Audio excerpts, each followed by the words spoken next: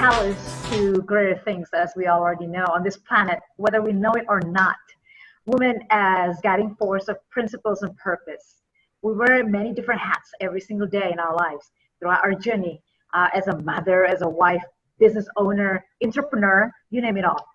We have multi-skills. We juggle every single day. We're also solution makers, problem solvers, givers to the world. We choose to practice self-love, self-awareness, self-care, seeking inward of our own innate power. We're all humans after all, right? With emotional connection. Counterintuitive we are and insightful. With our imperfection, we still learn to grow, evolve with each other. With purpose and passion, we know we can achieve great things together. All right, guys, bonjour, aloha, da. I'm Indonesian, so I'm going to say selamat pagi, you guys. Buenos dias. Welcome back. How are you guys doing? Thank you for joining us again this morning on WETalk podcast. Our goal is empowering women to break through their limiting beliefs and achieve their personal as well as professional goals, making their voices heard here on WETalk podcast. This morning, I have this beautiful guest, Delilah Cordova, and she is, hi Delilah, how are you doing, my dear?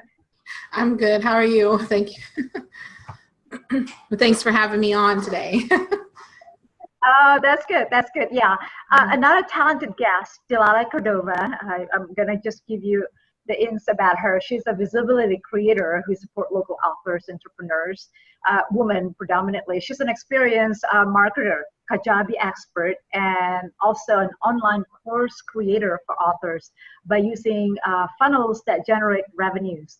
Let's help me welcome our lovely guest this morning, Delilah Cordova. And she can tell us all about what she does, what she's doing. But first of all, good to have you on our show, by the way. So yeah, it's going to be good. A lot of yeah. Let's dive into this. Everyone has a background story, right? Which lead them to follow their purpose and passion. I want to hear your story, your personal journey that really, what shaped you, what take you to where you are today, and then tell us why is it so important to you, why you selected the profession or career that you currently have. The career that I'm currently in, I kind of fell into, and my journey of finding what I want to do when I grow up. For those who don't know me, my name is Delilah Cordova, but I am half black and half white, and there's nothing Hispanic about me. So, I grew up living in two different worlds. My mother is black and my dad is white. And, throughout my life, I've faced a lot of adversity when it comes to being white or black, but, I've never fit in with neither. But, my ultimate passion or my ultimate goal in life is that I want to be the person that bridges the divide between both. And I want to be able to carry that message and, create, really great things across the world and, and hopefully inspire, mixed children like me, because, America is becoming a really big mixing pot.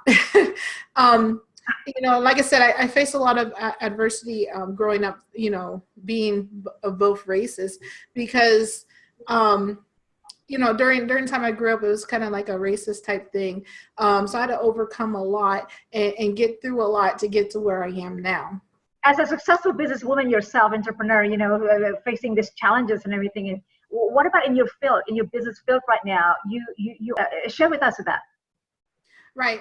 Well, with my industry at the moment, like I said, you told them that I do digital marketing. I actually own an agency here in Charlotte called Omnipresent Studios, and I have about six person team at the moment. And we are helping coaches, entrepreneurs, and authors to become visible online.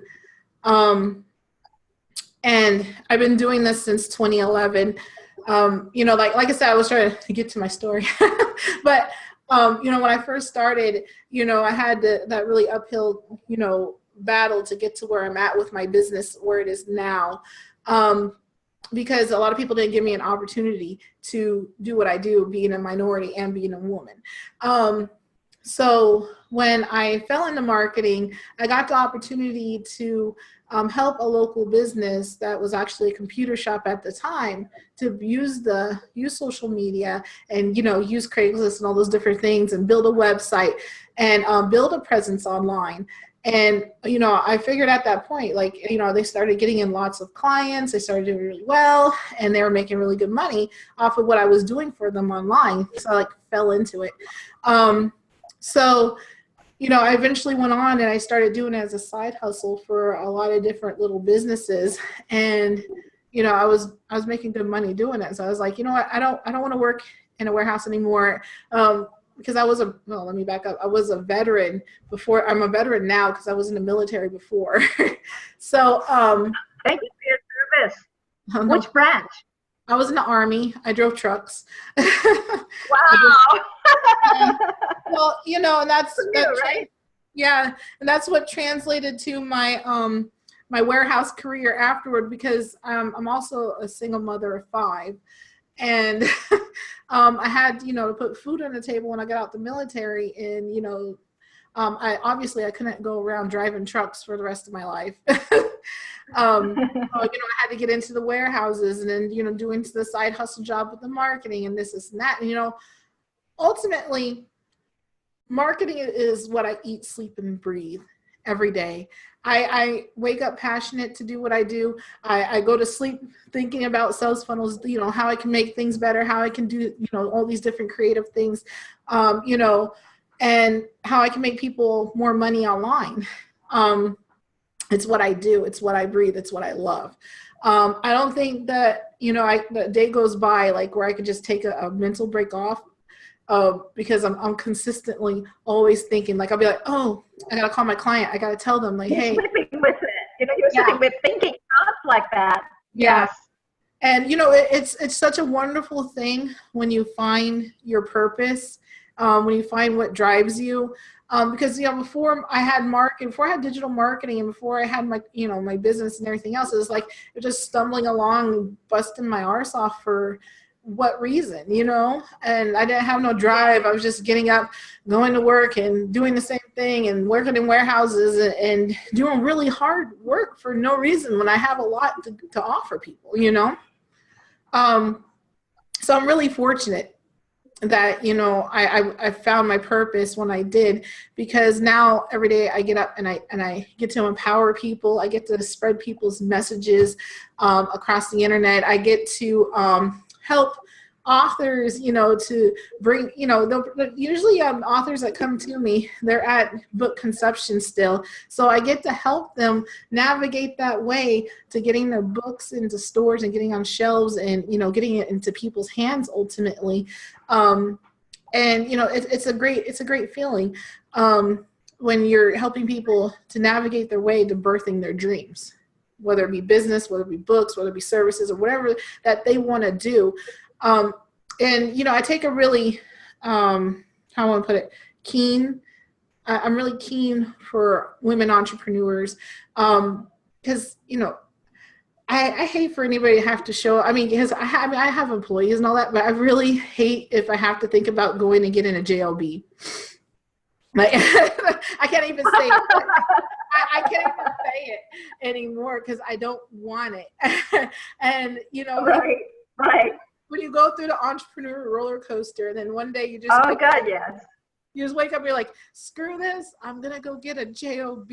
And then, you know, I'll come over here, I'll get at the computer, like, I'm gonna put my resume, and like, I don't even have a resume because I don't know how to put one together. So now you start, right. Screw it. Because you have thoughts, you are determined already, you have all it takes to make it go.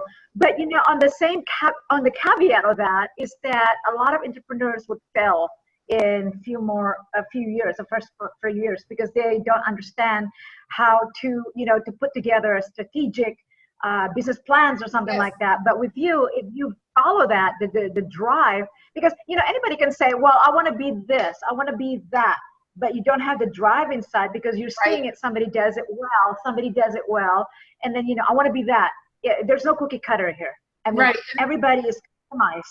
And don't get me wrong, you know, not every client I've had has been successful. You know, as a marketer, I can only hold somebody's hand so far the way. Eventually, you know, especially with social media, it's a relationship building deal. You got to be present in your own business. A lot of people think, oh, I'm just going to have this idea. I'm going to do all this and that. And then I'm just going to hand it off to these people and let them manage that. And I'm not going to be present. I'm not going to do this. I'm not going to do that. And, you know, depending on what that business is, that might be fine. But with you being, if you're an entrepreneur, an author, or a coach, or any of those things, like, you have to be present in the now. You have to be, you know, working your social media. You have to be engaging. You have to be building that know, like, and trust factor in relationships. You know, it's not always. How many people now are on social media? You know, say what? How many people now are on social media? I mean, for example, Instagram. There's just so much traffic. I mean, it could take you the whole day just to look at your feeds. You know, what are your thoughts on that? I mean, everything, like you said earlier, everything starts with a strategy. And if you don't have a really well-oiled strategy or plan put together, then you're going to fall behind. I, you know, always plan everything within quarters. You know, by the end of the quarter, we're already planning and strategizing and putting ahead for the next quarter. You gotta really work your business. Like, just because it's online and anybody can make a business online, you gotta sit back and gotta think about, what is the purpose? What's the project goal? What's my scope? Who's my audience? And you got to think all this stuff in months in advance, so that you can have your contents ready. You can have your marketing campaigns already thought out, and you're not doing things last minute, because a lot of people are running their business as a last minute thing. And that's where a lot of them fail, because they don't look at it like they're supposed to. You got to look at it like a big corporation company does. Coca-Cola already knows what they're doing for the next 5 years. Do you? You know? Exactly. You gotta have to be a visionary as well as an entrepreneur, because that's a key to success. Because you're the one who knows what the dream looks like, you know, to make it reality. Everybody else, you delegate this task and everything like that. Yes, you gotta have to treat it like a corporation. Yes. I mean, I know how to make it look, how to bring it and make it look like it's supposed to be online, so that it'll start making you money. But ultimately, for it to last and to continue converting, it takes a lot of innovation. It takes a lot of testing. It takes a lot of, you know, different ideas and implementation of different strategies, because not everything hits off the first time with marketing. Depending on the industry that you're in, I guess, this is like a really, I don't know what the really easy questions to answer, or what, or we don't know the numbers exact, because everything is not cookie cutters, everything is customized. Depending on the industry that you're in, what's the average of let's just say somebody who just want to start a business, fresh out of college, and then he said, okay, screw the corporation, I just want to go build something online. Let's just say e-commerce, want to sell hats and this and that. Take us to how to build that online, how to build that with your expertise and skills, and, you know, the tools that you offer, the services that you offer. So he wants to build an online e-commerce store, right? Well, you need several different factors online, okay? One of them being your e-commerce website, and just, you know, you can build out your own website, or you can use a third-party website like Shopify and those different things. There's several of them out there nowadays. So many of them now. Yeah, it's just get complicated. Everybody wants to offer the same services, you know? Oh yeah. But ultimately, you got to decide. You know, my thing is that everything that I build out for my clients, like, I want them to own it. You know, so when you're using third-party sites, even when you're using social media, you got to remember that you do not own it. So you have to use it as a tool and not as a steadfast place of what you're going to do with your business. So if you build an e-commerce site, build an actual website, put your e-commerce stuff on it, and then use Shopify in those different places as tools. But make sure that you own it completely. And if somebody builds you a website, make sure that they're not going to hold it hostage. You know, 1 month you can't pay them, or 2 months they can't pay them, that your website is always going to be there. Because if you're throwing thousands of dollars into your website, you got to make sure that you own that creative asset.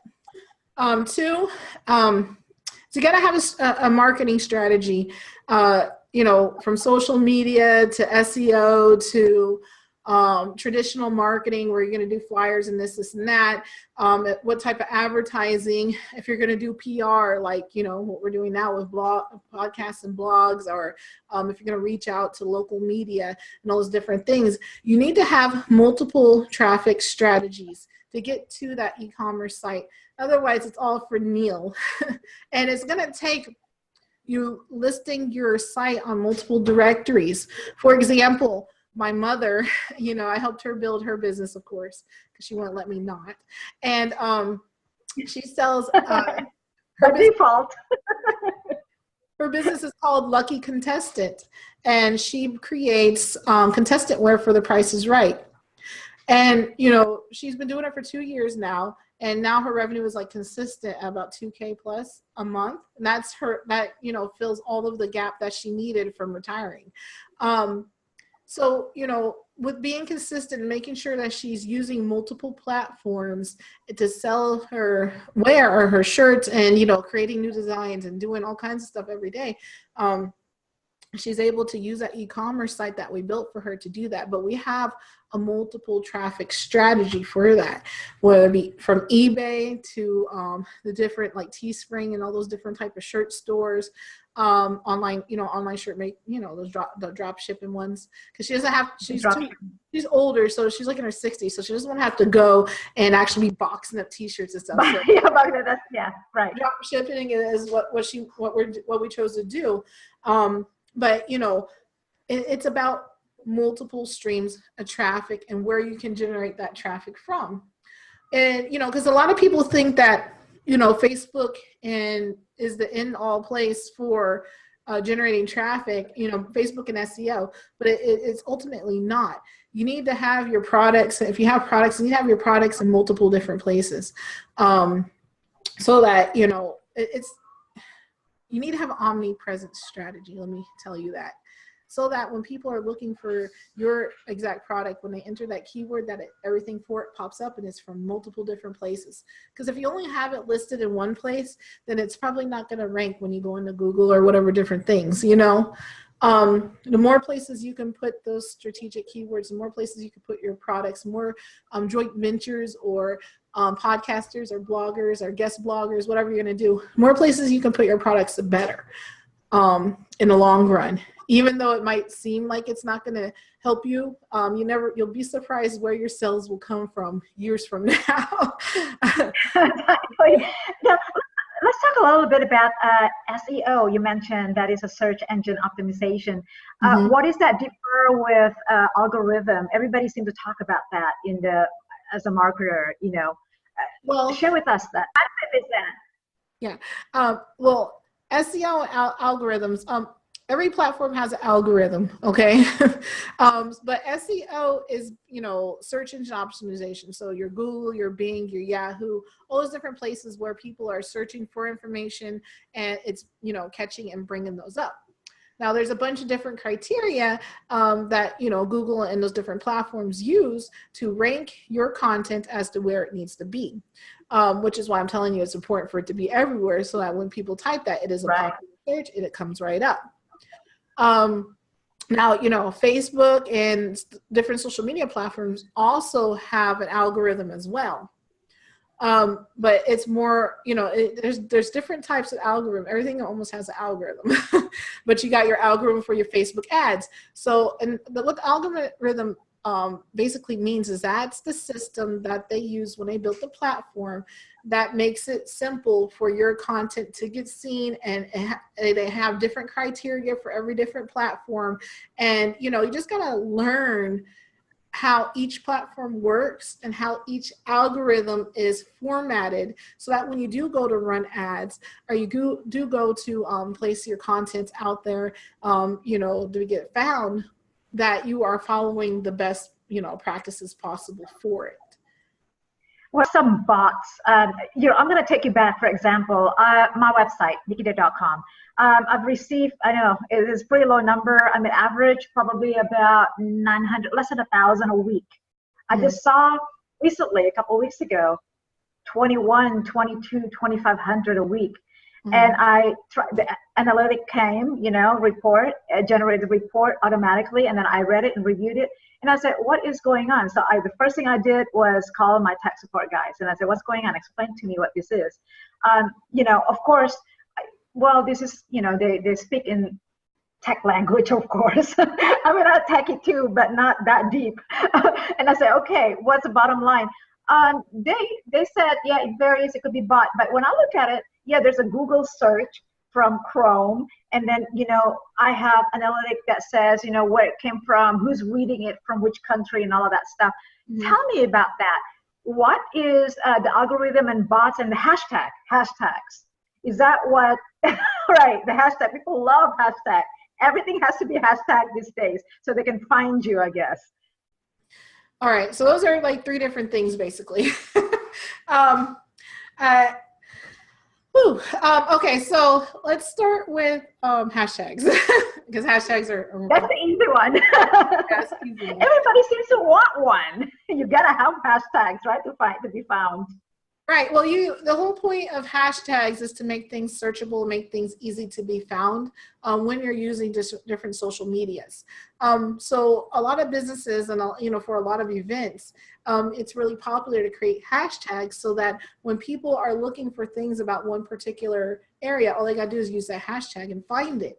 It also helps when people are looking for different things for relevant hashtags. Like if you're posting about law of attraction and self-care or something like that, and you're hashtagging law of attraction, those who are really into law of attraction and are they're searching for those hashtags, they'll be able to connect with you on that same information through the hashtags, especially on Instagram. We have hashtags with Facebook, but I don't see people really, unless you're going and searching for something, I don't see people really using them the right way with Facebook. But ultimately, they're meant to lead people to the same type of content that is within the same genre, or, that's relevant to people's interests. And then, you hashtag to stay on top of the feed and to stay trending too. But I like to use hashtags creatively, and I like to create my own hashtags. That way I can sort my stuff out from everybody else's, and then people who are really interested in mine. And people like hashtags just to, feel the virality of it, and it makes them feel special when they're using different hashtags, A hashtag, if you love that, I hashtag everything. I hashtag my profile even, so people can find. But people think that, some people understand it, some people don't. But it's important, like if you're using Instagram, some people tell you to use like 30, you can use up to 30 hashtags on Instagram. But the thing is, they'll just put a bunch of, random hashtags when you really need to make sure that they're relevant hashtags, and that's the type of audience and traffic that you're trying to attract to what you're doing, And then you mentioned bots. So, I want to clarify, because you mentioned bots. I'm not sure exactly which bots there are, because there's several different kinds. There's chat bots. There's bots that people run for software. There's I'm not sure which ones you want to talk about, but there's many different kinds.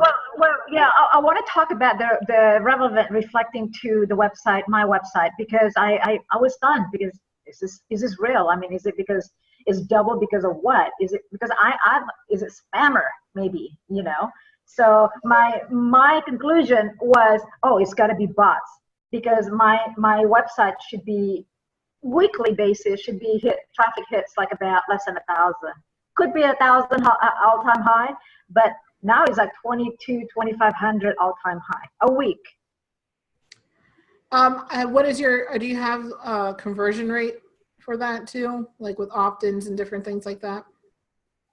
I didn't look at it really closely at that time, but I did make a call to my tech support, and then he said there's nothing wrong with it.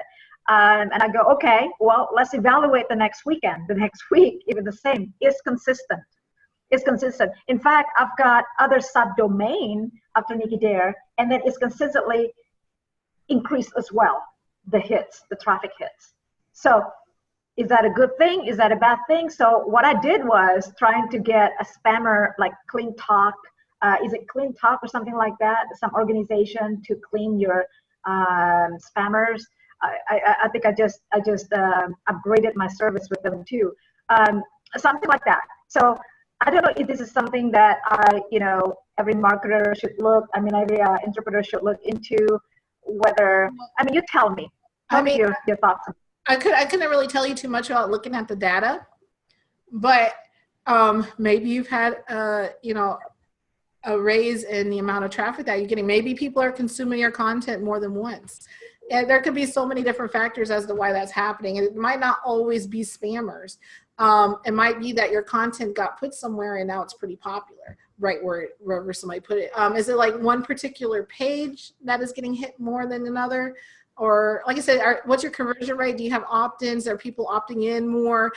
Is it new people? Yeah, there was exactly. I mean, people like to watch the videos on my the index, the front page. They spend about so many seconds or a minute plus. I believe it. It's like a minute plus. You guys don't have anything better to do, just staring at my website front page, okay? For a minute plus.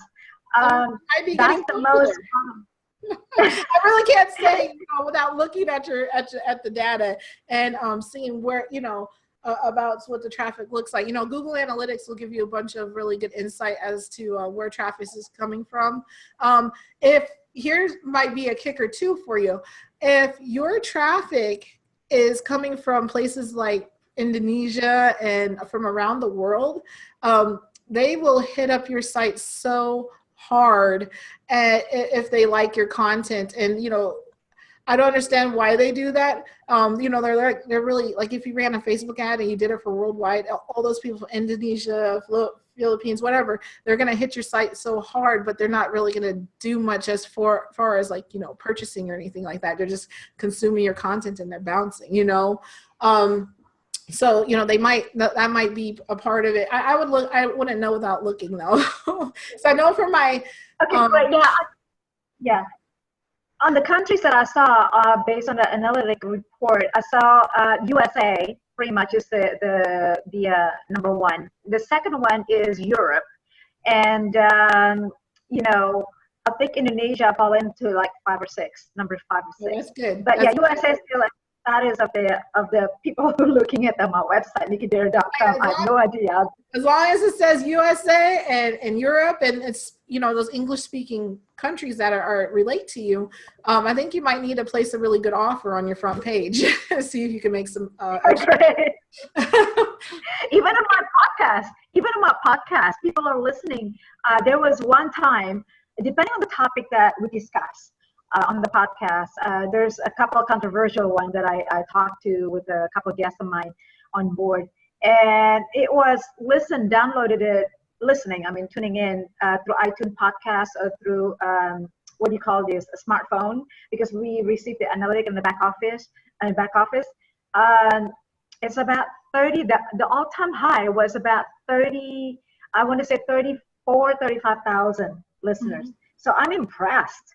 Yeah. And I'm like, you guys are really listening to my podcast. That's the reason why I want to do this again.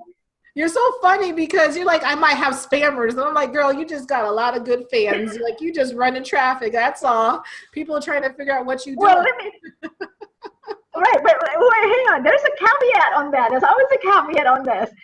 I do not have that much engagement. I think it's just because of my also presence on social media, because people want to see more of that, more of the content posting. But then I'm not out there too much because I'm always on the back scene. I hired a marketing company before, and I think you and other podcast experts in this field said to me, suggested to all of us that if you're doing that, doing it on your own, because there's nothing best to say it from your own than hiring somebody else, meaning people who just, hey, post this, even though you briefed them already. Because I woke up one time and it's like, that's not what I talked about. I briefed you guys already, and this was the talking heads. This is what we agree, some of the things that we agree on the schedule. And that's why I hate I offer social media because it is a good, money maker. But the thing is capturing your client's voice, using their already created content. And there's so many really important factors that has to happen when you're working with somebody. So we offer the posting. So we'll create the graphics and we'll help you write the post. But we're not going to we'll schedule that type of stuff for you, but it has to go through a pre-approval process. And that's why that whole, quarter type deal is important, because you have to review all that content, make sure it's good, make sure it's what you want. But ultimately over everything, none of that means anything anymore unless you are using video and you are showing up and actually being there and engaging and talking to people. You can pay out the wazoo for marketing services that you don't need, that are not gonna get you any engagement. And as a marketer, I'm gonna be honest, you got to show up. As I can be present. A post, let's say it's a numbers game. It's a numbers game. For example, for my social media, I got like 25,000 people on there. Like you said, my engagement is at a good rate, but it's not at what you would think of having that many people on a page. So it's a numbers game. So if I got 24,000 people, out of 24,000 people, Facebook is going to show my content to about 1 to 10%. Maybe probably less, somewhere between there, right? Depending on multiple different factors of engagement, how many people are liking it, so on and so forth. So I can post a picture and it'll reach maybe about less than 100 people, I want to say. But I can post a video and it will reach hundreds and thousands of people, It's not what it used to be. Where you post a picture and a meme and different things and everybody be like, you know what I mean? Facebook is a personal place. It's where people are making connections and building relationships. Posting on your business page is not going to get you anywhere. You got to show up. Right. So is this it's a new trend, basically? Like I said earlier too, I think it's off live, off the tape, that I mentioned that, people are suggesting me to do a video because people want to see some faces connecting to the voices and everything. I think I agree totally with that. So is this something that moving forward in the business and as a digital marketing expert yourself, what to expect more out of this, in the years ahead? Well, last year, Facebook gave us their 5-year plan, right? And their whole plan is on a strategy that people are going to be using video. And they're going to, like the new one is that people are going to be using their phones. So when you're going to, make your videos, it's got to be the lengthways of your phone, because that's how people are consuming the content. So video is, the number one thing to do. But the thing is, it has to be, short and sweet and engaging when you're doing video. People don't want to consume, in their social feeds, 30, 40 minutes worth of content. They want something that's quick and consumable, and then they can scroll through whatever else they're going to do. So, and that, so you got to get really creative and really, specific with what you're doing, and it has to have purpose. So you gotta catch them and be able to keep them on the video, and then hopefully get them to come and know, like, and trust you, or come and visit your page or go to your website, whatever the call to action is for that. But ultimately, you want to build that relationship within a few minutes, and then hopefully it'll come over your way and be your friend and do all those different things. You can make them into buyers. Or still be able to sell them something eventually. Right. I think there was a conversion rate on that. I spoke to somebody recently that says that you got to have to reach out so many people, and then you got to have to do so many connecting, through your building relationship process. And then this percentage, I think it's like as low as 1% out of so many process until they really become converted into a sale. And here's the thing. So before, a few years ago, it was like you need to touch somebody. Is what it's called in the sales process is touch, right? You need to touch your prospect at least 5 times before. But now, another marketer that I've heard, he's saying that it takes up to 22 touches of the same person before they purchase. So you got to have through this. Okay, through a digital device, platform of some kind. Okay, yeah. So That's incredible. I mean, the trend, but then the rate of the growth on this with the social media and all of this, and then you set multiple streams, of course, of traffic that you gotta have to strategically place out there. But it's exponentially at the rate of seconds. I mean, you can do the scheduling, you can do all of this. It's an automation management, I guess I should say that. Email marketing automation. Yes, and I'm glad you brought up email automation, because that's one of my funnel. I want to talk to you about funneling, because people are just like, ask me about that. Things like, what funnel? What this? Like, I thought it was like, I'm an old school. Okay, you can tell I'm an old school, but I'm a nerd. I like to learn new things. I mean, with all of you young generation and everything. Yeah, and sales funnels and email marketing is my passion. I love those both. But okay, so you want to make sure that wherever you can in your business, you can automate it, because you got to take it off your plate one way or another. And if you pre-plan and automate in advance, it's going to be taken care of, and you ain't got to pay nobody else to do it. Okay, you just take maybe two or 3 days, sit down, plan your content, plan your emails, put it all in the automator, and you're done with it. Boom. And you already know what you're doing for the next 3 months. So then all you got to focus on is your live content and your live, your videos and those other type of things that you're doing along with your sales campaigns. So let me start with that. Now, when you're creating a sales funnel, you want to make sure, because it goes so many ways, but ultimately a sales funnel is this. You're taking your traffic from all this posting and these videos and X, Y, and Z being our SEO and all these different places, wherever your traffic is coming from, you're sending this traffic to somewhere where they can learn about you. Well, 9 times out of 10, it's with a really good, juicy opt-in or offer or something. You want to build your email list. Now, a lot of people, it's not an easy thing to do. And a lot of people will give up on building a list. But the thing is, if you can build your list, it is a gold mine. And I'm not talking, I'm being quite serious with this, okay? I want everybody to really take me serious with this. Because if you have a list, like even if it's 3,000 or 2,000 or 100 people, and it's people who have opted into saying, yes, I like you, yes, I like your content, then you're going to be able to, later on keep them engaged. But when you have your marketing campaigns, you're going to be able to sell them, and you have people already waiting for whatever you have coming.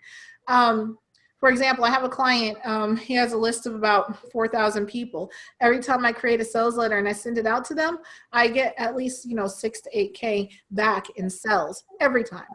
Your list is gold. You want to build that. So wherever you're sending the traffic to, send them to where they can get on your list, or get something. You got to give them something to get something back from them, especially if you're asking for information. You got to make sure that you're consistent with your emails and engaging, whether it be through, with social media and your emails and all that. But after that, it's just making sure that you have a process for your sales, that is really airtight and it makes sense and it's consistent. So you need to sit back and think about, from point A, where they see me, to point Z, where they, hopefully buy, because Z's like letter 27, right? Right. all the way to point Z. MailChimp was already throwing bananas already, right? The MailChimp guys, they're already throwing so many bananas. I think we're already overfed here. But what ultimately, you got to sit down and you got to think, what is my customer's journey? And what does it look like? Does it make sense? And ultimately, you're not really going to know until you have your whole sales funnel up and running and you see the data coming in. Then you're going to say, okay, I have a landing page, or I have this opt-in page that has this great offer. I think it's a great offer. And what you're going to learn is that either it is or it's not. And if it's not, then how can you make it better? And you got to look at that data. You just got to consistently improve, because not everything that you put up is going to hit off the first time. I don't care who you are. Everything you put up is not going to hit off. It takes consistency. It takes, you know, playing with, you know, different, you know, split testing and making your offers better, changing your copy on your pages, doing, you know, there's a lot of things that you probably need to do in order to get your sales funnels to work how you want them to. But a lot of people, they'll build it all up, they'll put it all out, and they're like, nobody bought nothing, I'm done. And it's like, that's not how it works. That's not how it works. You gotta have to test it out. You're just at this early stage right now, because failures is another opportunity for you to get. Before we forget, there is a Kajabi, you know, name of Kajabi. I'm not familiar with that. Can you tell us and share with us what that is, first of all, and then, you know, what does it, you know, how effective is that with all of these things that we're discussing? Well, Kajabi is my jam. Kajabi is my jam. What basically Kajabi is, it started out as an online e-course platform, but since it has started, it has grown into being an all-in-one resource where you can do your email marketing automation, you can build out your e-course, you can sell your products, you can do your webinars, you can basically have your whole website inside of Kajabi. And a lot of my clients, they do that. I love Kajabi. You've used Kajabi for book sales. I've used Kajabi for A to Z. Like, there's so many different things, because at the end of the day, you have ClickFunnels and all these different builders, but they're difficult to use. They're not, you know, they're really different. Whereas Kajabi, it's a really easy process. They have great tutorial videos. They have 24/7, you know, support, and I love it because everything's all under one roof and it's all in house, and it's not expensive. I mean, it's expensive depending on where you're at with your business. You know, for some it'd be expensive, for some not. But it allows you to automate your whole process super easy without using 50 million different tools. You know, because a lot of people got MailChimp, and then they have auto get response, and then they have, you know, their ClickFunnels, and then they have WordPress, and then they have this, and then they have that, and all these different subscriptions. By the time you pay for all those subscriptions, you could have done the same thing in one place with Kajabi, and you know, been supported through the process. So I love Kajabi. Kajabi's my jam. So Kajabi is a new trend right now. I think everybody talks about that. It's a buzzword right now. Yeah, that was my question, because you know, obviously it sounds like a passion to you that you've had, and then you just like falling in, you said, and then it's a money-making career out of this, right? Yes. I know that we're running out of time a little bit. I know that we can discuss a few more minutes. What are your personal advices to other women out there listening, as far as like empowering them, or even from that aspect, or even as a solo entrepreneur, let's say, or entrepreneur, small business owners that's listening out there, who are struggling with this? What are your business advice to them? All right. First off, it's going to be difficult, and expect it to not be easy. And when you feel like it's too hard, that means you're about to get to the right place. Get a mentor, get a coach, reach out to somebody, think things through, sleep on stuff. You know, that's what you do. If something's not working, take a time out, look at the process, collect the data, and see how you can improve it. Look at other people's, you know, comparison to what you're doing. Go compare your stuff to theirs and figure out why their stuff is working. If it will, make sure first that it's actually working, but why is their stuff working, and what can you do better? Don't give up. Talk to somebody ultimately. So, and stay consistent. Yeah, that's key, staying consistent and everything like that. If I may offer information or your contact information to people who are listening out there seeking your services, obviously, I mean, it's very crucial, some of the steps. How can we reach you? Websites, workshop. In fact, I also want to ask you what you're doing as far as upcoming ventures and any exciting plans. Yeah. Well, everybody can reach me at DelilahCordova.com. Or there is marketingincharlotte.com, where you can reach my agency directly. And as far as upcoming events, I I have a lot going on this year, but the #1 event that I have is going to be with the Charlotte Black Film Festival that I am partner with. I am on the board. Congratulations. Yes, which is actually going to be happening April 11th through the 14th. And we're expecting a really big crowd of, a really diverse crowd, because that's the whole point they brought me on, so I can bring that diversity together, because that's what I like to do. So we're going to be supporting authors and entrepreneurs in the digital, because there's a, let me go back up a little bit. There's a whole section called the Digital Village Expo, and we have a whole power up stage. We're going to have nonstop all day motivational speakers, entertainment. There's a lot to learn and a lot to do when you come to the Digital Expo portion of the Charlotte Black Film Festival. So we got the films, we got the fashion, we got digital and tech. We're bridging a divide between all these different things in the film industry. Ultimately, we got several big companies. I can't name like all the companies, but so I'm not sure the legalities of that right now, but we have several different really big name brand companies coming through. There's going to be great exposure for authors who want to bring their book from manuscript to script, and hopefully digital, tech people who want to, bring their new innovations and all those things to the vendor area so that they can get exposure for it. It's going to be a huge event. Huge event. So April. Yeah, information, would that be, information will be available on your website, delilahcordova.com, I'm assuming? Yeah, it'll be available there, but it's also at charlotteblackfilmfestival.com. You got it. You got it. All right. I really appreciate all that information. I would like to see you back after that. When is that? April, right? So maybe we check back with you after April 11, which is tomorrow, if this is air on April 10. Yeah. So, would like to have you back again, Delilah. You're so wonderful. Live your life completely grounded with your truth, as well as beauty and power. And this is all what we're all about.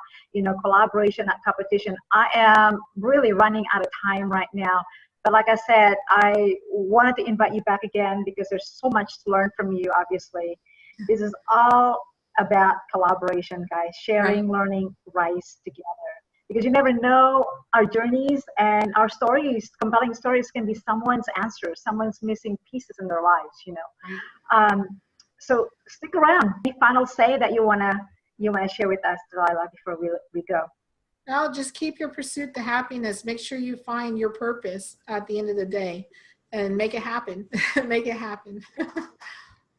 That's right. Just make it happen, guys. Thank you so much for, I learned quite a bit. I took a lot of notes, by the way.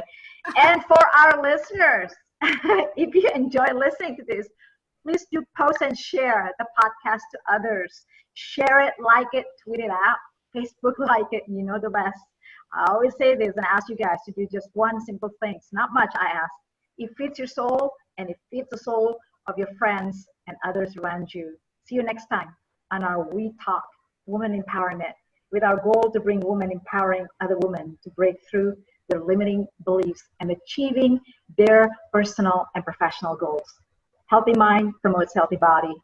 Thank you to our lovely guest, Delilah.